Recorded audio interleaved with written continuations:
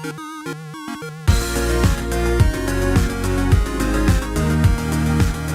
everyone, welcome back to another Anime Kingdom review. See by the title below, yes, this is on episode 6 of Recreators, and two big things happen in this episode, or I guess you can kind of say three.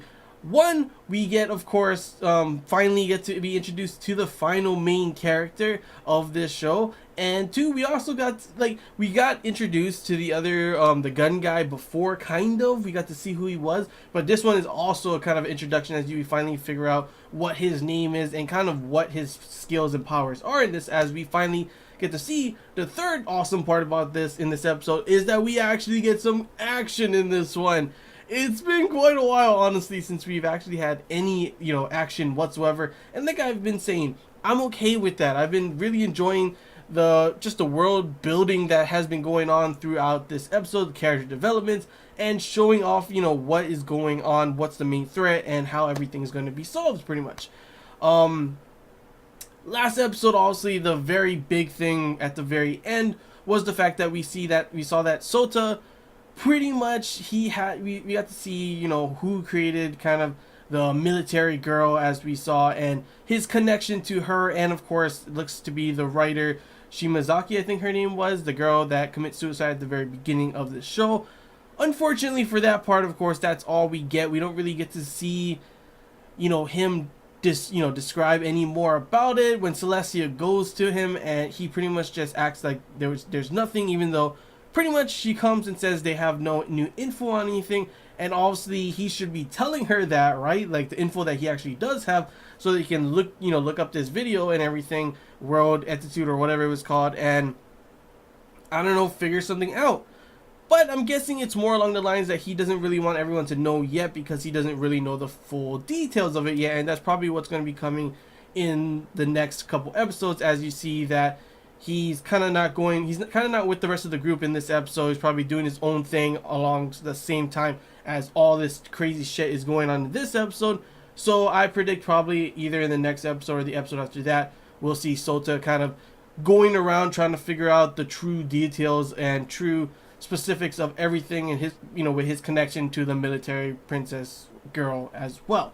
So overall, this episode was just cool because, we finally get to be introduced to the new main character of the show, the final main character of the show, which actually we don't really know her name. Or did they show her name? I actually don't remember at all if they really did or not. But at first I was wondering what the heck is her power. She had like an alchemist kind of thing on her hand, so I was thinking maybe it's some alchemy kind of thing. But in the end, holy shit, when she summons that one monster in the bookshop, and literally the thing just, it was bloody as like when they ended up going to the place after, Meteora and the government, the place was covered in blood. That guy literally was torn apart. But overall, I actually like her character so far. Definitely adds a different element to what we already have with the cast and everything. We kind of have, one character that doesn't really give a crap. We have, Celestia and Meteora, and them trying to be on the good side. We have, obviously, Alice, I don't remember her name, how to say her name fully. I'll just say Alice, as that's what Mamika says. And pretty much, she's just all about justice and everything. That's why I could see why a lot of people actually see her as Saber. And literally throughout this episode, it's like all about her ideals and everything, and how this should be this way, and this is how this is, so she has to do this. And obviously, like Meteora says, that is a curse and everything, and she doesn't want to listen to anyone but herself. Meteora gives a the good explanation, obviously, that most people would understand, but obviously not her. She's super stubborn and just full on wants to just it's got to be this way or the highway, pretty much. And that's why she's pretty much just the one that's, confronting everyone. At one point she was going to kill the new main character, or try to which of course I really want to see that battle happen. I don't know if it's going to happen in the next one or not, because it was going to be pretty interesting to see.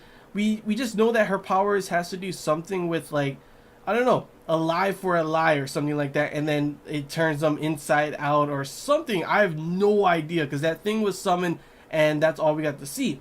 This time, right when the lance was about to hit her, I don't know if it was gonna instead, like she said, what's it called, it would be funny or something that the lance would, kill her instead, stab her instead of her.